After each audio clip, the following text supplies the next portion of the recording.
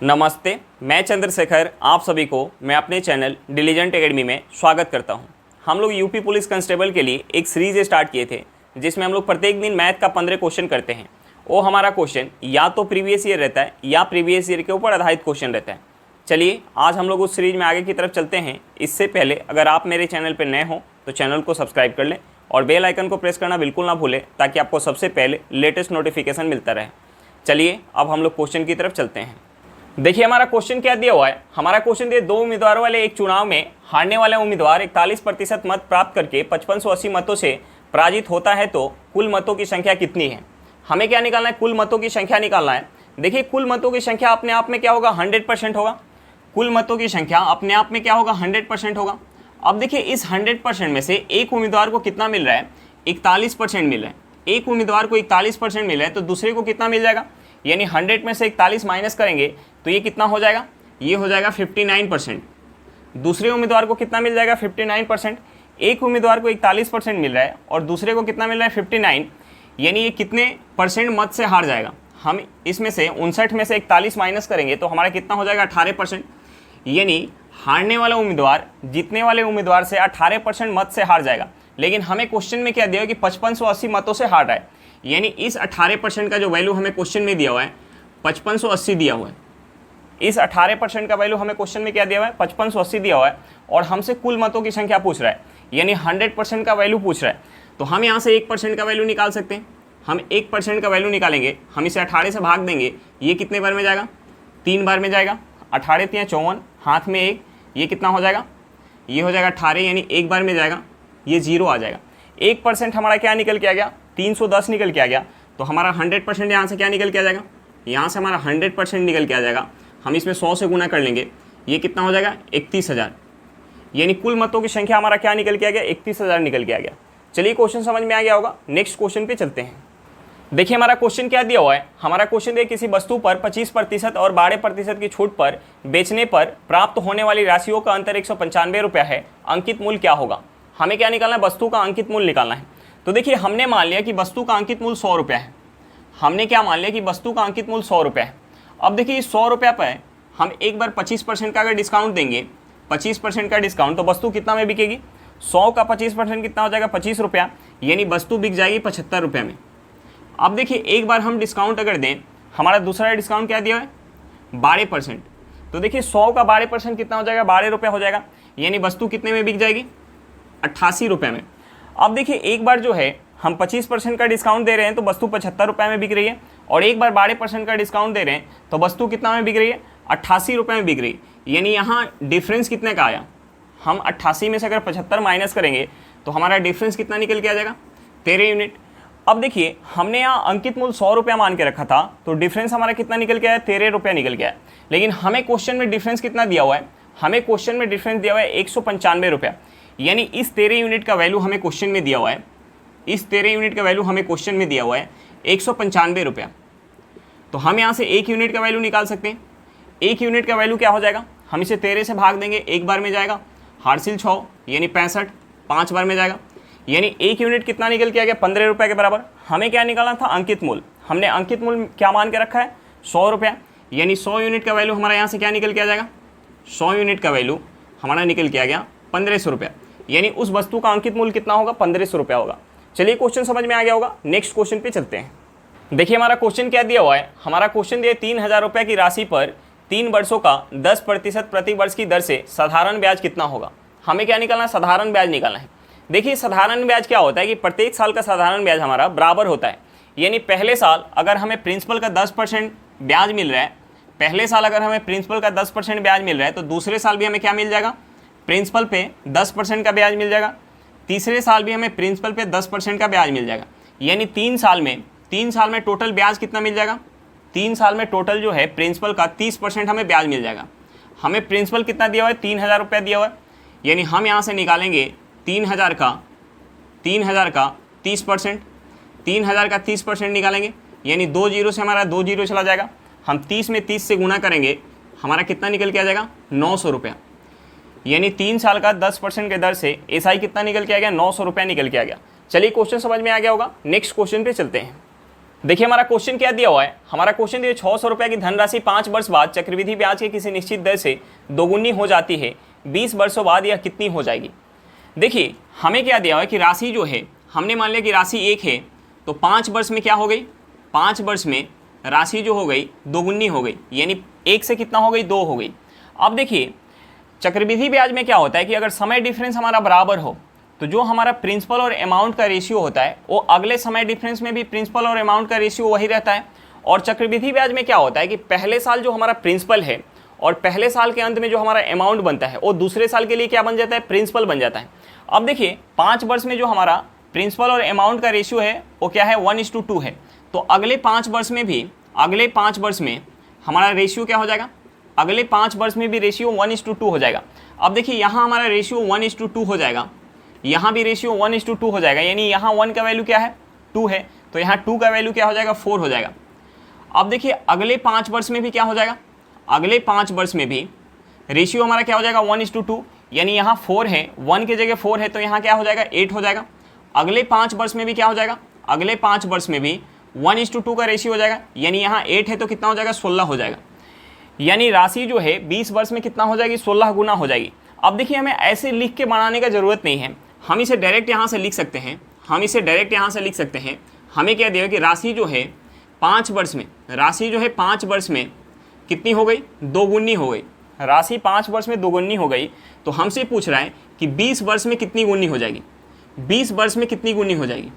अब देखिए हम 20 वर्ष को क्या लिख सकते हैं, 20 वर्ष को लिख सकते हैं, 5 वर्ष में दोगुनी हो रही है तो हम 20 वर्ष को क्या लिख सकते हैं, 20 वर्ष को हम लिख सकते हैं 5 × 4, यानी यहाँ समय जो है 4 गुना समय मिल रहा है, हमें जो है यहाँ समय 4 गुना मिल रहा है। तो जो हमारा अमाउंट हो जाएगा, अमाउंट क्या हो जाएगा, 2 के पावर 4 हो जाएगा, यानी 2 के पावर 4 हम करेंगे तो यहाँ क्या हो जाएगा, 16 हो जाएगा। यहाँ से भी मेरा क्या निकल के आ गया, 16 गुना हो जाएगी राशि। अब देखिए हमें राशि कितना दिया हुआ है, हमने यहाँ राशि तो 1 मान के रखा, तो 20 वर्ष बाद कितना हो गई, 16 हो गई।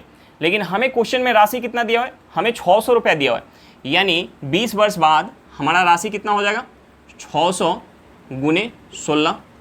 यहाँ से हमारा क्या निकल के आ जाएगा, 16 में 6 से गुना करेंगे कितना हो जाएगा, 96 पे 00, यानी हमारा आंसर क्या निकल के आ गया, 9600 रुपया।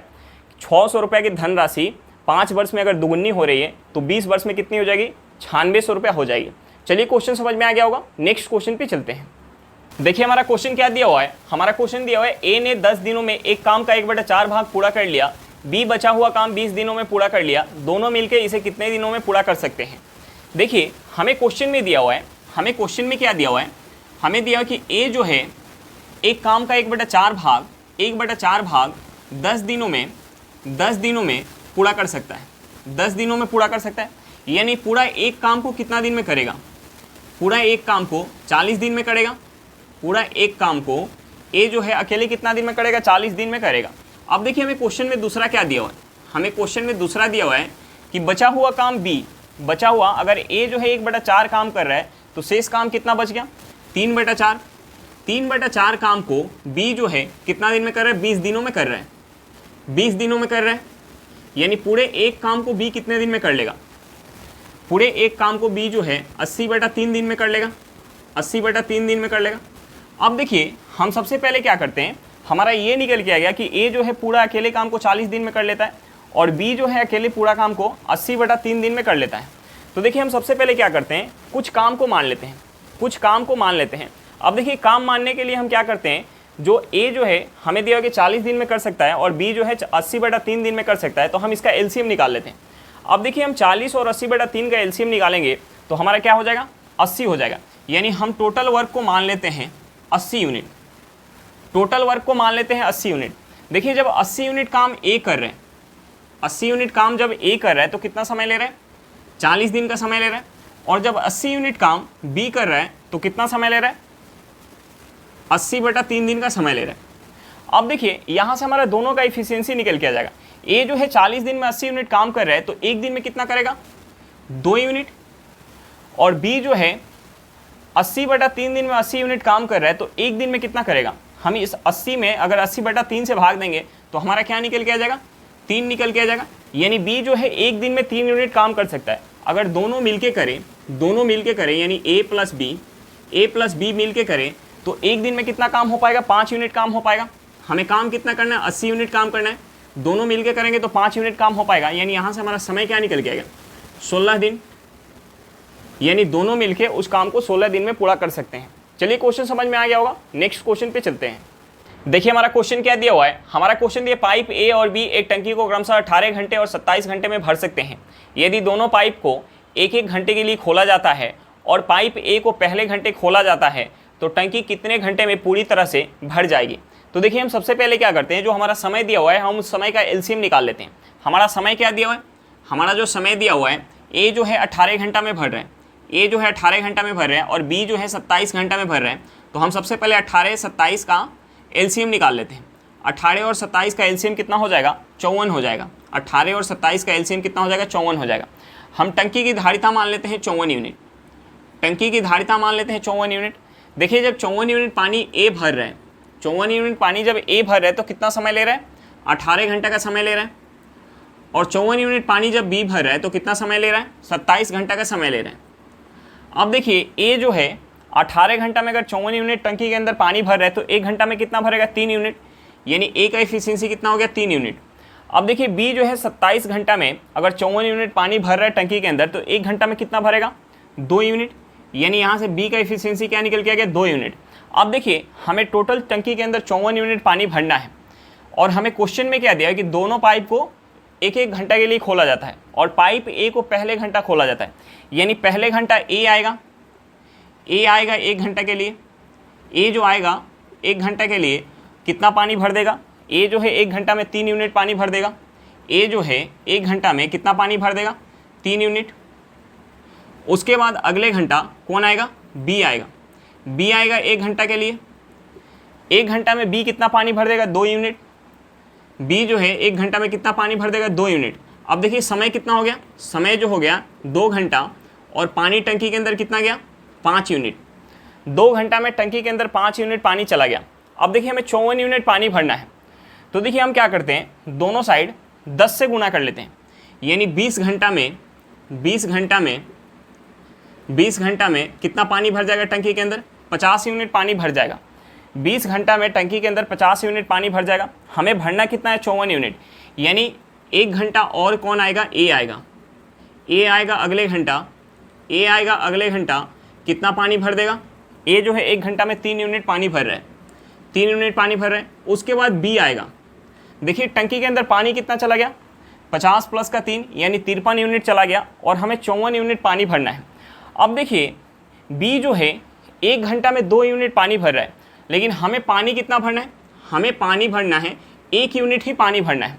यानी बी को कितना देर चलाना पड़ेगा, बी को जो है 1/2 घंटा चलाना पड़ेगा, 1/2 घंटा चलाना पड़ेगा। अब देखिए यहाँ से जो है हमारा क्या निकल के आ गया, टोटल जो है 54 यूनिट पानी भर गया और समय कितना हो गया, 20 प्लस का 1 कितना हो गया, 21 और आधा घंटा यानी कितना हो गया, 21.5, यानी 21 सही 1/2 घंटा का समय लग गया और टंकी के अंदर पानी कितना आ गया, 54 यूनिट। हमारा आंसर क्या निकल के आ गया, 21 सही 1/2 घंटा। चलिए क्वेश्चन समझ में आ गया होगा, नेक्स्ट क्वेश्चन पे चलते हैं। देखिए हमारा क्वेश्चन क्या दिया हुआ है, हमारा क्वेश्चन दिया 6 संख्याओं का औसत 32 है। यदि प्रथम 3 संख्याओं को 2 बढ़ा दिया जाए और बची हुई प्रत्येक संख्याओं में 4 घटा दिया जाए तो नया औसत ज्ञात करें। हमें क्या निकालना है, नया औसत निकालना है। देखिए हमें क्वेश्चन में क्या दिया हुआ है, हमें क्वेश्चन में दिया हुआ है कि 6 संख्याएं जिनका औसत हमें कितना दिया हुआ है, 32 दिया हुआ है। और हमें क्वेश्चन में आगे दिया हुआ है कि प्रथम तीन संख्या में प्रत्येक में 2 बढ़ा दिया जाए। यानी प्रत्येक में अगर हम 2 बढ़ाएंगे तो औसत में भी कितना का वृद्धि हो जाएगा, 2 का वृद्धि हो जाएगा।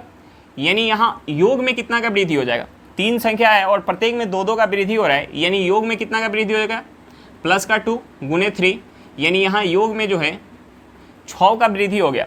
अब देखिए हमें और क्या दिया है क्वेश्चन में कि बची हुई प्रत्येक संख्या, यानी 6 संख्या में से हमने 3 संख्या में बढ़ा दिया, यानी संख्या अब कितना बच गई, 3 संख्या बच गई। 3 संख्या में हमें दिया कि 4 घटा दिया जाए, प्रत्येक में से 4 घटा दिया जाए, यानी औसत में भी 4 का कमी हो जाएगा। प्रत्येक के औसत में भी 4 का कमी हो जाएगा। यानी यहाँ योग में कितना का कमी हो जाएगा, एक संख्या में 4 का कमी हो रहा है, संख्या कितना है, 3 है, यानी यहाँ योग में कितना का कमी हो गया, 12 का कमी हो गया। अब देखिए यहाँ से जो है पूरे 6 संख्या के योग में देखिए 3 संख्या के योग में जो है 6 का वृद्धि हुआ और 3 संख्या के योग में 12 का कमी हुआ, यानी पूरे 6 संख्या के योग में कितना हो जाएगा, -6 का कमी हो जाएगा, -6 का कमी हो जाएगा। टोटल संख्या कितना है, टोटल संख्या जो है 6 है, यानी प्रत्येक संख्या के औसत में 1 का कमी हो जाएगा। यानी अब जो हो जाएगा हमारा नया औसत, 6 संख्या का जो नया औसत हो जाएगा कितना हो जाएगा, 32 माइनस का 1, यानी हमारा आंसर क्या निकल के आ जाएगा, 31 निकल के आ जाएगा। यानी नया औसत हमारा क्या निकल के आ गया, 31 निकल के आ गया। चलिए क्वेश्चन समझ में आ गया होगा, नेक्स्ट क्वेश्चन पे चलते हैं। देखिए हमारा क्वेश्चन क्या दिया हुआ है, हमारा क्वेश्चन दिया एक पार्टी में महिलाओं और पुरुषों का अनुपात 3:2 है। यदि 20 और पुरुष आ जाते हैं तो अनुपात 2:3 हो जाता है, तो महिलाओं की संख्या ज्ञात करें। हमें क्या निकालना है, महिलाओं की संख्या निकालना है। देखिए हमें क्वेश्चन में दिया हुआ है, हमें क्वेश्चन में क्या दिया हुआ है कि महिलाओं और पुरुषों का अनुपात, महिलाओं और पुरुषों का जो अनुपात है वो हमें कितना दिया हुआ है, 3:2 दिया हुआ है, 3:2 दिया हुआ है। जब 20 पुरुष और आ जाते हैं तो अनुपात कितना हो जा रहा है, 2:3 हो जा रहा है।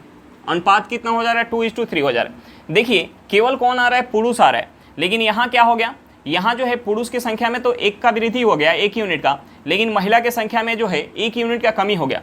तो देखिए हम यहाँ क्या करेंगे, महिला का संख्या बराबर करेंगे।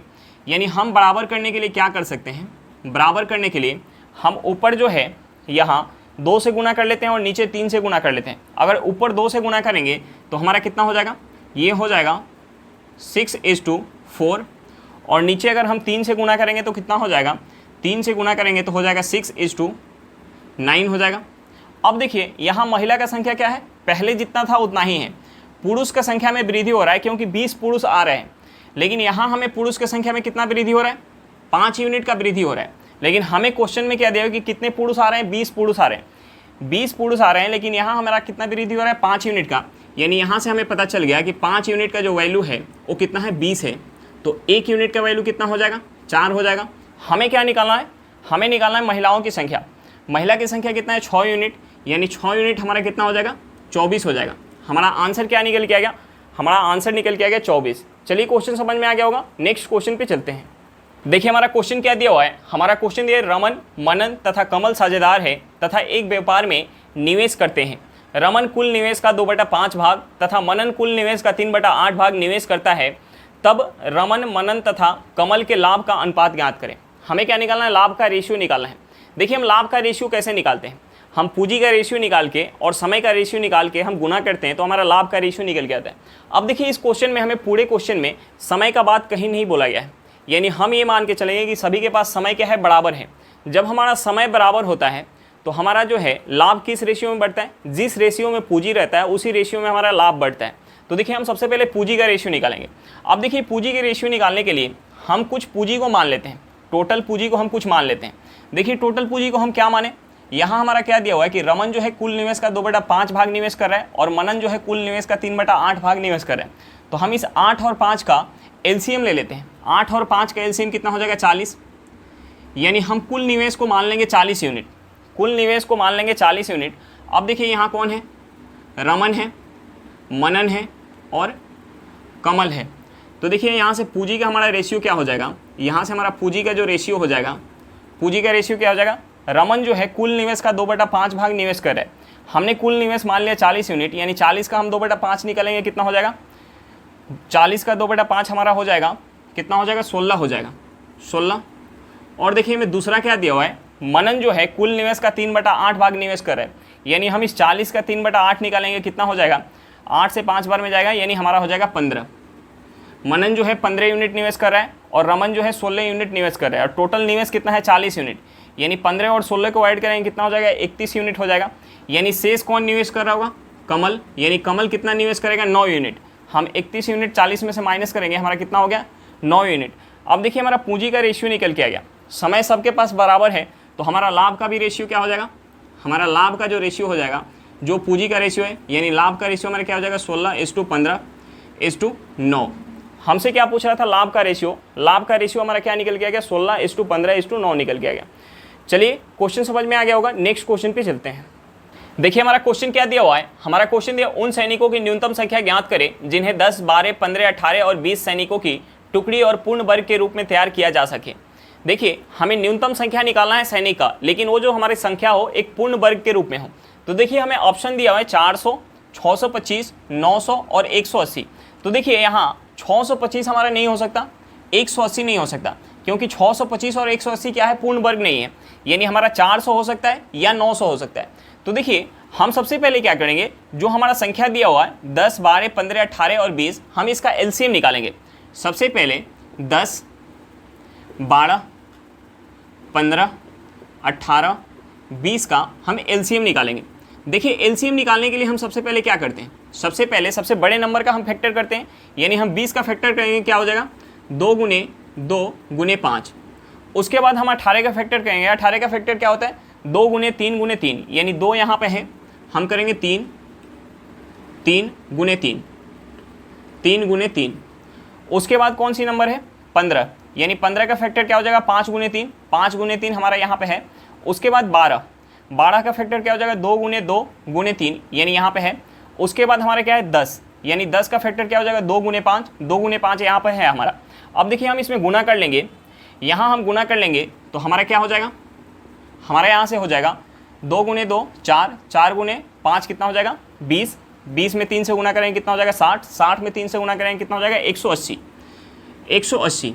देखिए अगर हमें ये कंडीशन ना दिया होता कि पूर्ण वर्ग होनी चाहिए, पूर्ण वर्ग के रूप में होने चाहिए, तो हमारा 180 आंसर हो जाता। लेकिन हमें दिया हो कि वो न्यूनतम संख्या भी निकालना है और वो जो संख्या है वो पूर्ण वर्ग के रूप में हो। तो देखिए हमें जो पूर्ण वर्ग के रूप में निकालना है, देखिए 180 का हमारा फैक्टर यहाँ से क्या निकल गया है, यहाँ से निकल गया है 2 गुने 2 गुने 3 गुने 3 गुने 5। अब देखिए इसे पूर्ण वर्ग हमें बनाना है। पूर्ण वर्ग बनाने के लिए यहाँ जो है जोड़ा है, यहाँ भी जोड़ा है, यहाँ भी हमारा क्या है जोड़ा में है, यानी 5 जो है हमारा जोड़ा में नहीं है। यानी हम इसमें एक 5 से गुना कर लें, हम इसमें एक 5 से गुना कर लें तो हमारा पूर्ण वर्ग बन के आ जाएगा। हम इसमें अगर 5 से गुना कर लें तो जो हमारी संख्या निकल के आएगी वो पूर्ण वर्ग में निकल के आ जाएगी। अब देखिए हम इसमें 5 से गुना करेंगे तो हमारा क्या निकल के आ जाएगा, यानी 180 में हम 5 से गुना करेंगे तो हमारा कितना हो जाएगा 900 हो जाएगा। यानी हमारा आंसर क्या निकल के आ गया, ऑप्शन नंबर सी। हमारा आंसर क्या निकल के आ गया, ऑप्शन नंबर सी। चलिए क्वेश्चन समझ में आ गया होगा, नेक्स्ट क्वेश्चन पे चलते हैं। देखिए हमारा क्वेश्चन क्या दिया हुआ है, हमारा क्वेश्चन दिया दो संख्याओं का गुणनफल 108 है और उनका योग 24 है, उन दोनों संख्याओं के बीच का अंतर ज्ञात करें। देखिए हमें क्वेश्चन में दिया हुआ है कि दो संख्याओं का गुणनफल क्या है 108 है, तो हम संख्या मान लेते हैं a और b। यानी हमें क्वेश्चन में दिया हुआ है, हमें दिया हुआ है a इंटू बी, कितना दिया हुआ है 108 दिया हुआ है, और हमें दूसरा क्या दिया हुआ है योग दिया हुआ है, यानी a प्लस बी हमें दिया हुआ है, हमें कितना दिया हुआ है 24 दिया हुआ है। हमें क्या निकालना है, हमें निकालना है a माइनस बी निकालना है, हमें a माइनस बी निकालना है। अब देखिए अगर हम यहाँ कुछ सोच ले कि a और b का हम मान यहाँ क्या रखें कि हम गुना करें तो 108 आ जाए और जोड़े तो 24 आ जाए।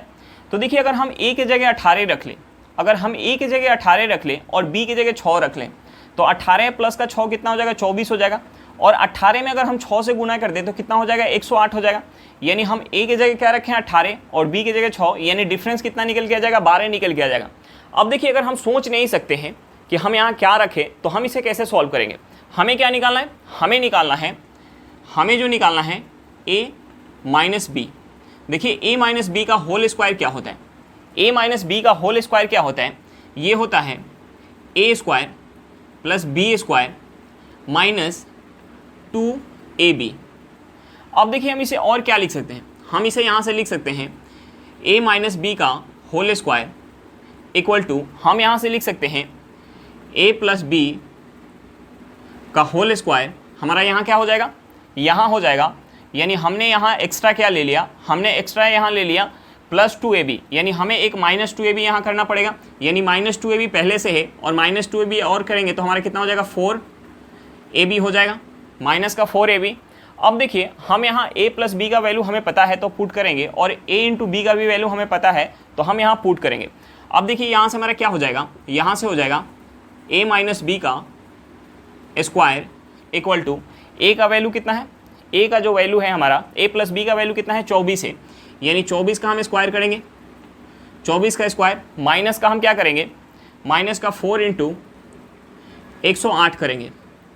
अब देखिए 24 का स्क्वायर कितना होता है, 24 का स्क्वायर जो होता है 576 होता है, 24 का स्क्वायर कितना होता है, यानी यहाँ से हमारा हो गया a माइनस बी का होल स्क्वायर इक्वल टू 24 का स्क्वायर कितना होता है 576, 24 का स्क्वायर कितना होता है 576 माइनस का हम अगर इसमें गुना कर लेंगे 4 से, 108 में अगर 4 से गुना कर लेंगे तो कितना हो जाएगा 432। माइनस का कितना हो जाएगा 432, 432। अब देखिए यहाँ से हमारा क्या निकल के आ जाएगा, a माइनस बी का होल स्क्वायर इक्वल टू, हम इसमें से माइनस कर लेंगे, यानी हमारा यहाँ क्या बच जाएगा, यहाँ हो जाएगा 4, यहाँ भी क्या बच जाएगा 4, यहाँ क्या बच जाएगा 1, यानी यहाँ से हमारा निकल के आ गया a माइनस बी का होल स्क्वायर इक्वल टू 12 का स्क्वायर, यानी यहाँ से हमारा a माइनस बी क्या निकल के आ गया, 12 निकल के आ गया। a माइनस बी क्या निकल के आ गया, 12 निकल के आ गया। और हम वैल्यू भी यहाँ सोचेंगे तो हमारा क्या निकल के आ रहा था, 12 निकल के आ रहा था। यानी हम a की जगह 18 रख रहे थे और b की जगह 6 रख रहे थे, तो वहाँ से भी हमारा क्या निकल के आ रहा था, a माइनस बी 12 निकल के आ रहा था। चलिए क्वेश्चन समझ में आ गया होगा, नेक्स्ट क्वेश्चन पे चलते हैं। देखिए हमारा क्वेश्चन क्या दिया हुआ है, हमारा क्वेश्चन दिया एक समकोण त्रिभुज का परिमाप 30 सेंटीमीटर तथा क्षेत्रफल 30 सेंटीमीटर स्क्वायर है। यदि सबसे बड़ी भुजा की माप 13 सेंटीमीटर है तो त्रिभुज की छोटी भुजा ज्ञात करें। हमें क्या निकालना है, त्रिभुज की सबसे छोटी भुजा निकालना है। देखिए हमें जो है त्रिभुज कैसा दिया हुआ है, क्वेश्चन में समकोण त्रिभुज दिया हुआ है। हमें क्वेश्चन में जो त्रिभुज दिया हुआ है वो त्रिभुज कैसा है, समकोण त्रिभुज है। अब देखिए समकोण त्रिभुज में जो सबसे बड़ी भुजा होती है वो क्या होती है, कर्ण होती है। हमें कर्ण की लंबाई क्या दिया हुआ है, 13 सेंटीमीटर दिया हुआ है। अब देखिए एक हमारा ट्रिपलेट होता है, एक हमारा जो है ट्रिपलेट होता है। ट्रिपलेट क्या होता है, एक ट्रिपलेट होता है 5, 12 और 13। 13 यहाँ क्या है, कर्ण है, 13 कर्ण है, तो आधार क्या हो जाएगा, हमने मान लिया कि आधार अगर 5 सेंटीमीटर है तो यहाँ लंब कितना हो जाएगा, लंब जो हो जाएगा 12 सेंटीमीटर हो जाएगा। या हम आधार मान लें 12 तो लंब कितना हो जाएगा, 5 हो जाएगा। अब देखिए हम यहाँ रख के देखेंगे 12, 5 और 13 को कि हमारा जो है परिमाप 30 सेंटीमीटर आ रहा है कि नहीं और क्षेत्रफल 30 सेंटीमीटर स्क्वायर आ रहा है कि नहीं। अब देखिए हम त्रिभुज का परिमाप कैसे निकालते हैं, त्रिभुज का परिमाप हम निकालते हैं, तीनों भुजाओं का योग करते हैं। यानी परिमाप अगर हम निकालेंगे, परिमाप हमारा क्या हो जाएगा, परिमाप हो जाएगा 12 प्लस 5 प्लस का क्या हो जाएगा 13, यानी हम इसे ऐड करेंगे कितना हो जाएगा, ये हो जाएगा 30 सेंटीमीटर। ये कितना हो जाएगा 30 सेंटीमीटर। अब देखिए हम क्षेत्रफल निकालेंगे, हम अगर क्षेत्रफल निकालते हैं समकोण त्रिभुज में, अगर क्षेत्रफल निकालते हैं तो क्या होता है 1/2 गुने आधार, आधार कितना है 5 है, गुने लंब, लंब कितना है 12 है। यानी यहाँ से भी हमारा क्या निकल के आएगा 30 सेंटीमीटर स्क्वायर। हमें क्वेश्चन में क्या दिया हुआ था, हमें जो है परिमाप दिया हुआ था 30 सेंटीमीटर और क्षेत्रफल कितना दिया हुआ था 30 सेंटीमीटर स्क्वायर। यानी हमें पता चल गया कि त्रिभुज की तीनों भुजा क्या है, एक भुजा 12 सेंटीमीटर है, दूसरी जो है 5 सेंटीमीटर है और तीसरी क्या है 13 सेंटीमीटर है। तो हमसे सबसे छोटा भुजा पूछ रहा था, यानी सबसे छोटा भुजा हमारा क्या निकल के आएगा 5 सेंटीमीटर। यानी हमारा आंसर क्या हो जाएगा 5 सेंटीमीटर हो जाएगा। चलिए क्वेश्चन समझ में आ गया होगा, नेक्स्ट क्वेश्चन पे चलते हैं। देखिए हमारा क्वेश्चन क्या दिया हुआ है, हमारा क्वेश्चन दिया एक कार 5 घंटे में 150 किलोमीटर की दूरी तय करती है। यदि वह अपनी सामान्य चाल की 1/3 चाल से चलती है तो समान दूरी तय करने में कितना समय अधिक लगेगा। हमें क्या दिया है, समान दूरी, यानी डिस्टेंस हमारा क्या है, सेम है। देखिए जब हमारा डिस्टेंस सेम होता है तो एक हमारा कंसेप्ट होता है कि जो हमारा स्पीड का रेशियो होगा उसका अपोजिट क्या हो जाएगा, हमारा टाइम का रेशियो हो जाएगा। अब देखिए हमें क्वेश्चन में दिया कि डिस्टेंस हमारा क्या है, सेम है। डिस्टेंस जो है, डिस्टेंस क्या है, सेम है। डिस्टेंस हमारा सेम है तो जो हमारा स्पीड का रेशियो हो जाएगा, जो हमारा स्पीड का रेशियो हो जाएगा उसका अपोजिट क्या हो जाएगा, टाइम का रेशियो हो जाएगा।